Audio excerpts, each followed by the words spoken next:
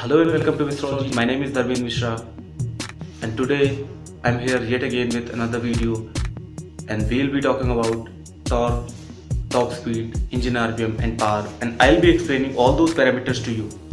Have you ever wondered why your KTM RC 390, despite having much larger power than the Ninja 300, have less top speed? Have you ever thought about your car redlining at around 5000 rpm and your bike redlines at around 10,000 rpm? How is it so and how is it possible?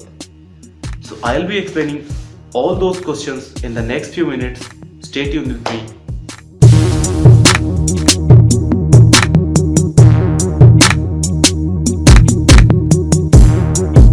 First off, the torque. Force, all of you know, it's basically pull or push. Now the torque is pull or push around a pivot point. Now, what practically torque means? Torque practically means that when you drive your vehicle and when you twist open the throttle and you get the feeling that you are getting pushed back, that feeling in practically is basically torque. Now, what is power? Power is basically rate of energy being transferred to your wheel. So what power does? Power basically maintains your speed, and what torque does? It makes you to reach that speed in much less amount of time. The more will be torque, the more quicker will you reach to that speed. On my right side you can see the basic diagram of a 4-stroke engine. And why am I showing this? I just want to tell you two parameters which are mostly important and which are mostly responsible for the RPM, top speed, torque and rev range of your engine. Now as you can see in the picture, there is a bore of an engine and there is a stroke of an engine. So stroke basically is the maximum displacement your piston travels up and down, and bore basically is the internal dia of your cylinder. On the basis of these two parameters, engines are usually divided into three types. The first one being the over square engine, stroke being smaller than the bore. Other one square engine, stroke and bore having the same dimension, and the under square engine, stroke is larger than the bore. Now on right side of me you can see a video running 4-stroke IC engine. Now if you would monitor, it's a square design engine. Now based on these two dimensions, bore and stroke, I'll be telling you how you can tell if the engine will be torquey, if the engine will produce more power, if the engine will have higher RPM, and if the engine will have low rev range. So how they decide based on these two dimensions? They are pretty important dimensions while designing an IC engine. Now in an over square engine, your piston has to travel less distance because of shorter stroke. Now because it travels less distance, it will have less friction, resulting in more actual power transferred to your engine. And same is inversely true for the under square engine. Because it has to travel a larger distance, it will have more frictional losses, and resulting or say equivalent power output will be less. Your over square engine, your piston has to travel less distance, so it has low equivalent speed, means it completes the stroke very quickly while traveling at less speed, resulting in more speed for your crankshaft. So over square or square engines having high revving nature, just because they have to travel less distance, so they will complete their cycle very quickly. Same is inversely true for under square engine. They have to travel larger distance, so their piston will be traveling at higher speed and your crankshaft will be traveling at low speed, so they have low revving nature. Your over square or square engine, because it has shorter stroke, its piston has to travel less distance, resulting that your mass will have less momentum, your piston will have less momentum, so your over square engine will have less momentum, so this will exert less force on your crank, resulting in less torque at your engine.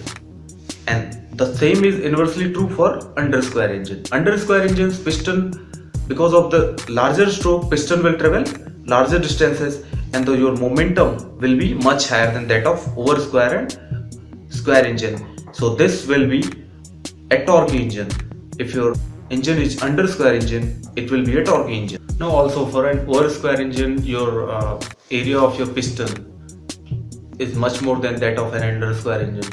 So power transferred will be more in a over square or say square engine rather than that of under square engine. Next thing is that if you have an over square engine, you have much more space on your engine head to put more valves and more technologies onto that. Now having said all those things, you can easily guess your cruiser has an under square engine and your KTM RC390 or say Yamaha R1 have an over square engine.